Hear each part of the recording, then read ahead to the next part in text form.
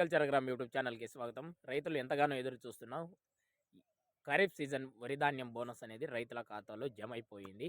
దాదాపుగా ప్రక్రియ అనేది నిన్నటి నుంచే స్టార్ట్ అయిపోయింది. చాలామంది రైతులకు కూడా ఆ బోనస్ జమ అయినట్టు మెసేజ్లు వస్తున్నాయి. మీలో కూడా ఎవరికైనా వచ్చింటే మన ఛానల్ కింద కామెంట్ చేయండి. గతంలో మనం ఒక వీడియో చేయడం జరిగింది కదా, వరి బోనస్ అనేది జమ అవుతుంది అనేది. అది ఎవరైనా చూడకుంటే అక్కడ పైన ఇస్తాను, స్క్రీన్ ఆ తమ్నీల్ కూడా ఇక్కడ వేస్తున్నాను చూడండి. ఈ విధంగా ఉంటుంది.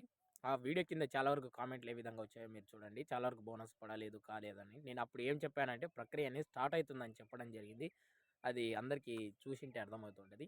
దాదాపుగా మనకు ఆ బోనస్ అనేది జమ అవుతా వస్తూ ఉంది. ప్రస్తుతం అయితే ఒకటే రోజు అనమాట, ఒకటే రోజులో మనకు 2,46,000 మంది ప్లస్, అంటే 2,46,400 చిల్లర మంది రైతులకు వరి బోనస్ అయితే జమ చేసింది. అది ఖరీఫ్ సీజన్కి సంబంధించి. ఇక్కడ క్లారిటీగా రైతులు అర్థం చేసుకోవాలి.